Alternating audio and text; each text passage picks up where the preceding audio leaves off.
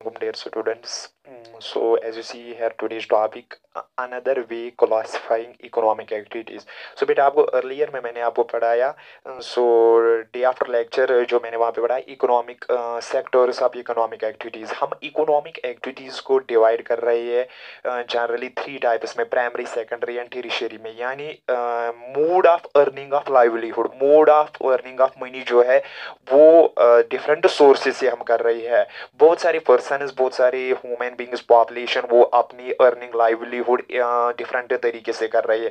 तो फिर हम देखते हैं कि अगर प्रोडक्शन एक्सट्रैक्शन और कलेक्शन से अर्निंग हो लाइवलीहुड जनरेट तो उसको बोला गया प्राइमरी। अगर रॉ मटेरियल प्रोड्यूस किया गया मतलब इसमें चाहे प्रोडक्शन से रॉ मटेरियल एक्सट्रैक्शन से या असेंबली से तो जहां रॉ मटेरियल उसको बोला गया प्राइमरी। और जो लोग आप देखो रॉ मटेरियल को कन्वर्ज करेंगे तो वो उस रॉ मटेरियल को कन्वर्ज इसलिए कर रहे हैं एड ऑफ मशीन टेक्नोलॉजी से तो कि वो इसे इकोनॉमी एक्टिविटी करे वो इसे अर्निंग करेंगे।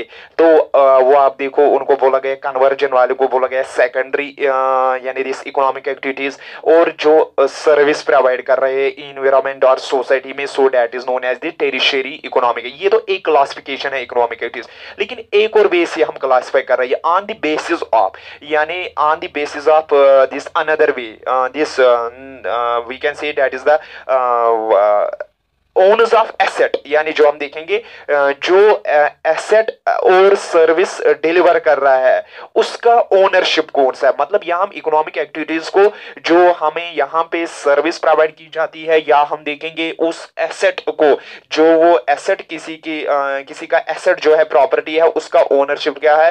तो उससे उसको हम डिवाइड कर रहे हैं दो कैटेगरीज में। Another way classifying economic activities into sectors could be on the basis of जो हम वहां पे primary secondary and tertiary sector कर रहे हैं यहाँ पे हम इनको और सेक्टर्स में डिवाइड करते हैं। अनदर वे है could be in the on the basis of who owns the asset and responsible for deliver of service.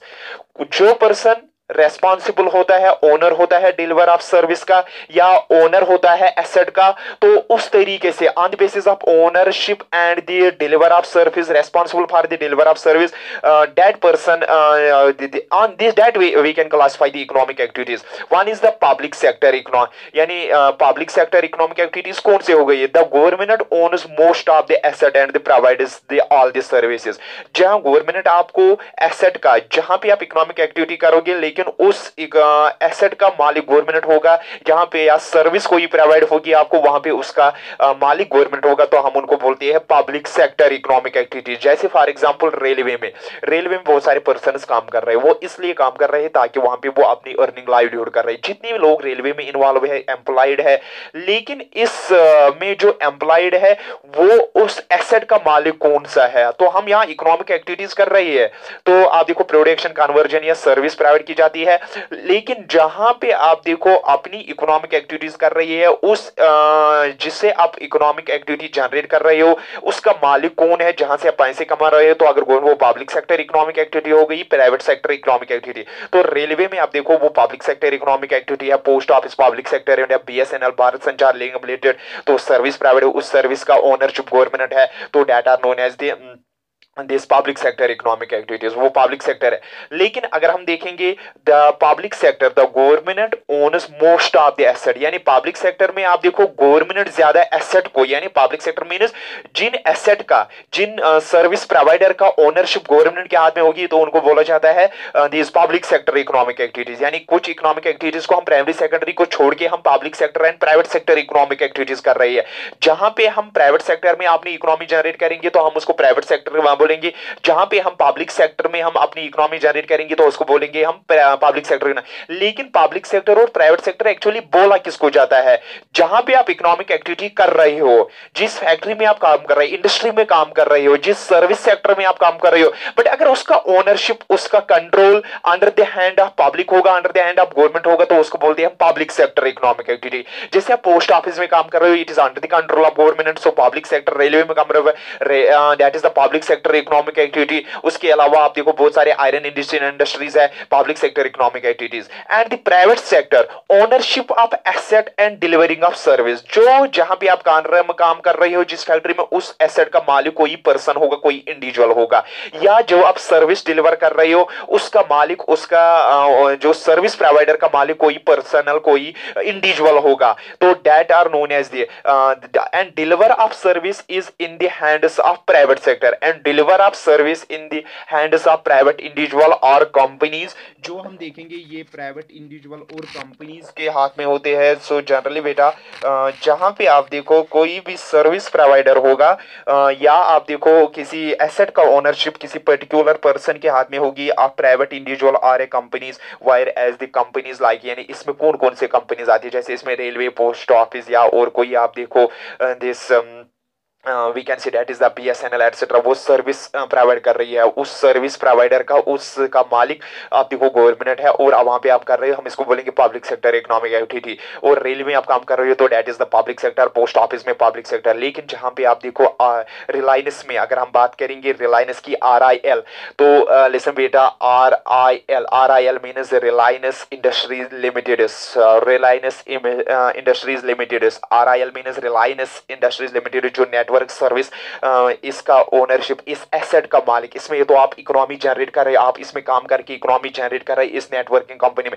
लेकिन इसका आप देखो ओनरशिप इस सर्विस प्रोवाइडर का ओनर, एसेट का owner, that is the particular person है under the control of, so this is the private sector economic activities. और उसके बाद हम देखेंगे TISCO, one more, that is the iron industry जो है, Tata iron steel company. So आप देखो ये जो आपको इस एसेट का, इसमें जो लोग इकोनॉमिक एक्टिविटीज कर रहे हैं, लेकिन अब हम देखेंगे जो यहाँ इकोनॉमिक आप वो पब्लिक सेक्टर में आते हैं या प्राइवेट सेक्टर में, वो प्राइवेट सेक्टर इकोनॉमिक एक्टिविटी में आते हैं। अगर हम किसी पर्सन को बोलेंगे आप पब्लिक सेक्टर इकोनॉमिक एक्टिविटी हो या प्राइवेट सेक्टर में, कभी हम बोलते किसी को आप पब्लिक सेक्टर में या प्राइवेट सेक्टर में, तो आप मतलब किस एसेट में हो जिसके कारण, तो पब्लिक सेक्टर प्राइवेट, सेम आप देखो किस पब्लिक सेक्टर इकोनॉमी या second this private sector. Public sector जिस एसेट, जिस दिस सर्विस प्रोवाइडर का ownership under the control government, that is known as the public sector economy, and that asset and this service provider has the ownership under the private individual or a company, whereas the companies like RIL, TISCO, etc. are known as the are privately owned, they are known as the private sector economic activity. So ये another way है classifying में।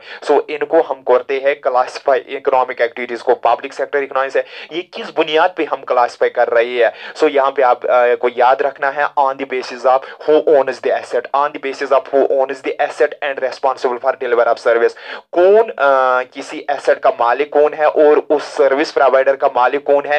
तो ये आप देखो दो economic activities है जिनको हम क्लासिफाई करते हैं पब्लिक सेक्टर और प्राइवेट सेक्टर में। So this was the public sector and private sector economic activities. ये तो आसानी है, ये आपको आएगा। लेकिन एक और क्वेश्चन है यहाँ पे, दैट इज द पॉवर्टी, किसको हम बोलते हैं poverty. So remember to this, so one more topic बेटा, that is the poverty. So actually हम देखेंगे ये किस चीज़ को बोला जाता है, पॉवर्टी क्या होती है। तो हमारी इकोनॉमिक एक्टिविटी और ये पॉवर्टी रिलेटेड होती है, क्योंकि अगर किसी पर्सन को अर्निंग ज़्यादा होगी तो आप देखो वो रिच होगा, अगर किसी पर्सन को इकोनॉमिक जनरेशन ज़्यादा नहीं हो वो पॉवर्टी हो। तो ये रिलेटेड आपस में है। तो इकोनॉमिक एक्टिविटीज़ की वजह से अगर एरिया में इकोनॉमिक एक्टिविटीज़ गुड हो, अवेलेबिलिटी ऑफ इकोनॉमिक एक्टिविटीज़ अच्छी हो प्राइमरी, तो वहाँ पे पॉवर्टी कम होगी। अगर इकोनॉमिक एक्टिविटीज़ ज़्यादा ना हो एरिया में, तो generally we can say that is the region is the poor, yani the people living in that region are the poor, are in the poverty. So listen, in our daily life we come across the many people who we think are poor, yani हम अब देखो daily life में, अपनी social life में, अपनी this neighbourhood में आप देखो you see you are going to see people which are very poor, yani which are financially weak, जिनके पास आप देखो ज्यादा मतलब इकोनॉमिक एक्टिविटीज नहीं होती है उनके पास, या वो आप देखो दिस एम्प्लॉयमेंट उनको नहीं है अवेलेबल होता है पर्टिकुलरली, तो आप देखो वो पोअर ही होते हैं।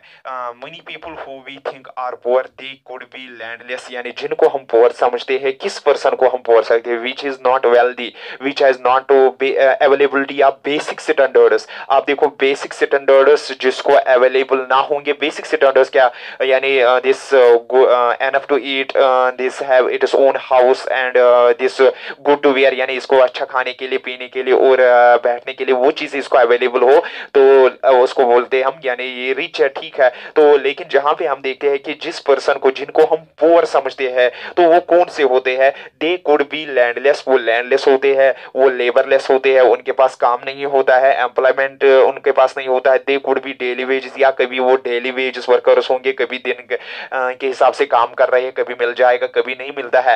एट द कंस्ट्रक्शन साइट्स, वो किसी कंस्ट्रक्शन साइट्स वगैरह पे काम करे। और चाइल्ड वर्कर्स, वो चाइल्ड वर्कर्स होते हैं। मतलब वो पीपल जो आपको डेली लाइफ में आप देखते हो, जो वो पुअर कौन से होंगे, वो इसलिए वो पुअर इसलिए होते क्योंकि उनके पास आप देखो काम नहीं होता है, उनके पास लैंड नहीं होती है, आप नहीं, उनके पास एम्प्लॉयमेंट नहीं होता, उनके पास काम नहीं होता। अगर होगा भी किसी जगह डेली वेजेस का काम होगा, तो ओवरऑल उनको वो यानी दिस डिस्गस्टेड एम्प्लॉयमेंट उनका होता है, तो जिसकी वजह से वो पुअर होता है। Why do we call them poor? हम उनको पुअर क्यों बोल रहे हैं? तो किस पर्सन को हम पुअर बोलेंगे? बिकॉज दे सफर फ्रॉम, क्योंकि वो उनको इसलिए हम पुअर बोल रहे हैं, जो person suffer from hunger, starvation, mall nutrition, unemployment. जो पर्सन जिसके पास काम नहीं होगा, तो तभी तो उसके पास हंगरनेस होगी, स्टारवेशन होगी, माल न्यूट्रिशन होगी। They do not have their own house to live, जिनके पास हाउस वगैरह अपना नहीं होता है, वो not they do they have enough to eat and wear, ना उनके पास अच्छा खाने के लिए होता है, बराबर खाने के लिए होता, तभी माल न्यूट्रिशन होती है,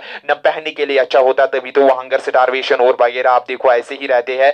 तो इसीलिए हम उनको पुअर बोल रहे हैं। जिस पर्सन को खाने पीने के लिए अच्छा नहीं होगा, मतलब बेसिक नीड जो मैंने बोला, यानी एनफ टू ईट नहीं होगा, एनफ टू वियर नहीं होगा, अपना हाउस नहीं होगा, तो इसलिए हम उनको पुअर बोलते हैं। सो जिस पर्सन को ये आप देखो ये चीजें मिल जाएंगे, malnutrition, suffering from malnutrition, hungerness, starvation, unemployment, और उसके बाद not its own house and not good enough to eat and wear, so we can say that is the poor. That is why we call them poor, because they have not good to eat enough to wear, and this they have not its own house and suffering from hunger, malnutrition, so that is why we can say call them poor.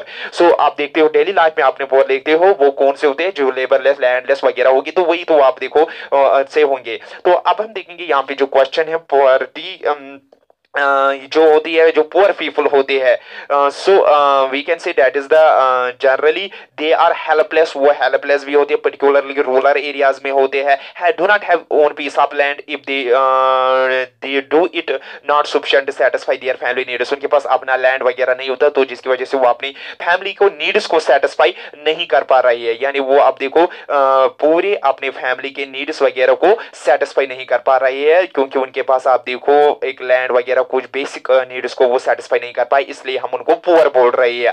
All these conditions render them to poor health which contributes to loss of work and consequently poverty again. तो जिसकी वजह से आप देखो उनके पास आप देखो खाने पीने वगैरह, जिसकी वजह से हेल्थ भी खराब हो जाता है, उनका हेल्थ अच्छा नहीं होता है, ये रूरल एरियाज में पर्टिकुलर रहते, तो जिसकी वजह से उनके हेल्थ कंडीशंस भी खराब हो जाते हैं। तो अगर हम पॉवर्टी को देखेंगे, पॉवर्टी किसको बोला जाता है? पॉवर्टी रेफर्स टू, ये मैं बोल रहा हूँ पुअर किस पर्सन को बोलते हैं, हम क्यों हम इसको बोल रहे हैं, यानी पुअर हम जिसके पास खाने पीने वगैरह के नहीं होते, इसीलिए हम उसके पास खाने पीने वगैरह के लिए नहीं होता, उसको हम बोलते हैं poor person.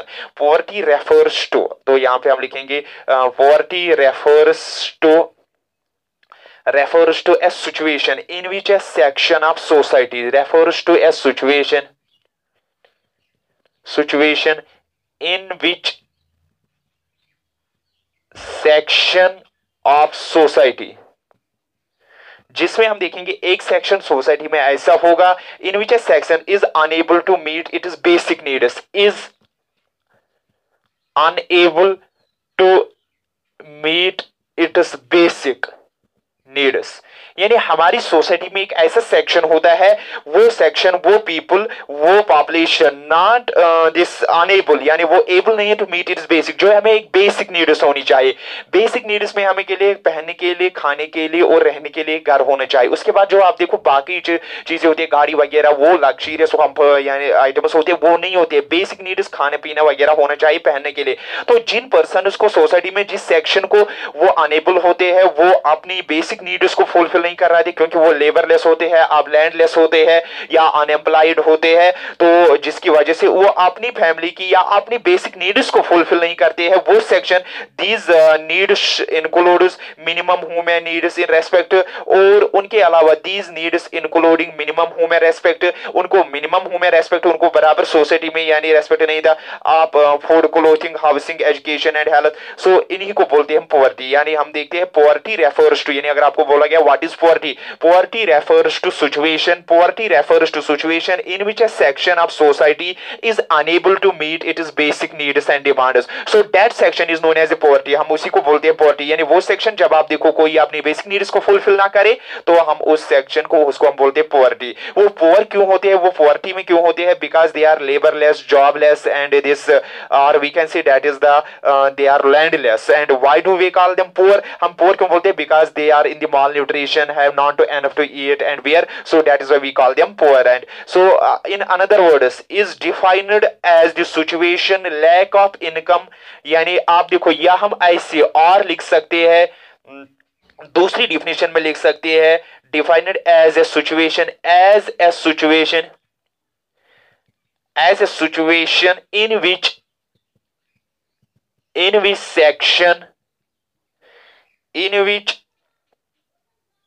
section of society is defined as a situation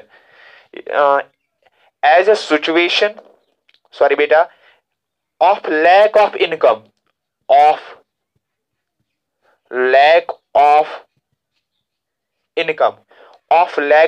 यानी वो सेक्शन जिनको लैक ऑफ इनकम होती है टू एक्वायर यानी एक्वायर मीन्स हासिल करना, ACQUIRE.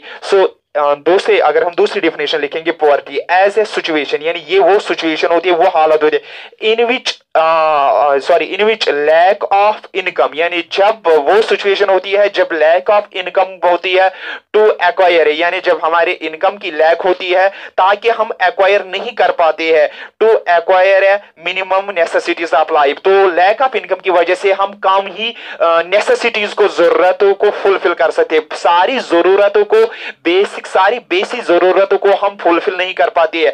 जब हमारे किसी पर्सन को, किसी सेक्शन को, किसी पर्सन को आप देखो वो सिचुएशन आती है यानी लैक ऑफ इनकम होती है, यानी situation in which lack of income, जब किसी पर्सन को लैक ऑफ इनकम होगी. लैक ऑफ इनकम तभी होगी जब उसके पास एम्प्लॉयमेंट अपॉर्चुनिटीज नहीं होगी, लेबरलेस होगा, जॉबलेस होगा, या उसके अलावा आप देखो उसको लैंड वगैरह नहीं होगी, तो उसको लैक ऑफ इनकम होगी. तो उस लैक ऑफ इनकम की वजह से आप देखो not to acquire this necessities, basic necessities को वो एक्वायर नहीं कर पा रहा है जो हमारी जरूरतें होती है. सो जब हमारी लैक ऑफ इनकम होती है to acquire minimum necessities of life, to acquire minimum, जब हम मिनिमम नेसेसिटीज ऑफ लाइफ, तो जब हमें सिचुएशन ऐसी पैदा हो जाए बेटा, यानी क्या, कौन सी सिचुएशन, लैक ऑफ इनकम हो हमारे पास, जब लैक ऑफ इनकम हो ताकि तो हम लैक ऑफ इनकम की वजह से टू एक्वायर मिनिमम नेसेसिटी, जब हम मिनिमम नेसेसिटीज ऑफ लाइफ को फुलफिल कर सकते हैं, पूरी नेसेसिटीज को फुलफिल नहीं कर सकते हैं. So that is known as the poverty. तो हम पोवर्टी मतलब वो तो जी रहे हैं, वो तो थोड़ा बेसिक नीड्स फुलफिल कर रहे हैं, लेकिन कंप्लीटली बेसिक नीड्स नहीं है. तो यही देखा रेफर्स टू सिचुएशन, जब वो situation society by the in which section वो लोग वो यानी person is unable to meet its basic demands, जब कोई पर्सन अपनी बेसिक डिमांड्स को फुलफिल नहीं कर सकता, बराबर नहीं कर सकता, तो हम उसको बोलते हैं पोवर्टी. या इट इज अ सिचुएशन, ये वो in which lack of income, जब कोई ऐसी सिचुएशन हो कि हमारे लैक ऑफ इनकम हो and to acquire the this minimum necessity life, जब लैक ऑफ इनकम की वजह से हम कम जरूरतें ही, अपनी जरूरतें कम, मतलब जरूरतें जितनी होती है बेसिक, हम उनमें पूरी नहीं कर पा रहे हैं, कम ही जरूरतें पूरी कर पा रही है. सो उसको बोलते हैं poverty. We see poverty all around us, if in fact every fourth person in India is a poor. So हम देख रहे हैं कि poverty all of around us, हर सोसाइटी में, हर एरिया में, हर इन्वायरमेंट में आप देखो पोवर्टी है. तो इनफैक्ट अगर हम देखेंगे एवरी 4 पर्सन में आप देखो एक पर्सन पुअर होता है. तो इंडिया में आप देखो जो पोवर्टी है, हर 4 पर्सन को अगर हम 4 ग्रुप में बांटेंगे तो हर 4 में एक पुअर हिस्से में आएगा. तो this means that really 260 million, यानी अगर हम देखेंगे इस वक्त इंडिया में 26 crore, 26 million, 260 million means 26 crore people in India live in the poverty. 226 crore people live in poverty in India, and this also means that India has the largest single concentration of poor in the world. यानी इसका मतलब है कि India में आप देखो single concentration, सबसे ज्यादा पोअर जो है, that is single concentration is in the India also. One of the biggest challenge of independent India has has been to bring the million of its people out of abject poverty. यानी ये poverty जो आप देखो सबसे biggest challenge जो है independence के बाद इंडिया को जो आप देखेंगे मिशन है, तो सबसे जो हमारा मतलब ऑब्जेक्टिव एम है इंडिया की गवर्नमेंट का इस रिपब्लिक ऑफ इंडिया का after the independence, so to bring the यानी इंडिपेंडेंस के बाद to bring the million of people out of its abject of poverty. यानी वो कोशिश कर रहा है इंडिया की गवर्नमेंट, इंडिया नेशन इस वक्त लग चुका है। तो जितने भी हम देखेंगे पॉवर्टी सिचुएशन है, लैक ऑफ इनकम में है, सिचुएशन में है, बेसिक नीड्स, तो इंडिया आप देखो जी तोड़ के कोशिश कर रहा है कि to bring them above the poverty, वहां इनको पॉवर्टी से बाहर निकालना चाहता है। Indian government provides the houses the persons which are without the house, shelter etc, food and other basic demands उनको fulfill, यानी ताकि ये basic demands को fulfill करे और ये poverty line से above हो जाएंगे। तो यही वजह के आफ्टर द इंडिपेंडेंस इंडिया बहुत कोशिश कर रहा है, यानी बहुत सारी बजट इसके लिए खर्च की जाती है, बहुत सारे स्ट्रेटजीज, बहुत सारे इनोवेटिव मेथड्स और मेथोडोलॉजी को अपनाया जाता है। तो ओनली तो जो हमारी पॉवर्टी है तो वो सेक्शन है जो बेसिक नीड्स को फुलफिल है। India is in this struggle. India is continuously struggle from the independence till this date to uplift the poor people which have not this basic facilities, which are unable to fulfill their basic facilities. Government of nation, republic of nation, these are in the continuously struggle, continuously fight to against poverty line. So ये continuously तब से हम देखते हैं कि हम इनको poverty से ऊपर ले जाएंगे। So this is the mission, this is the strategy for India for these poor people.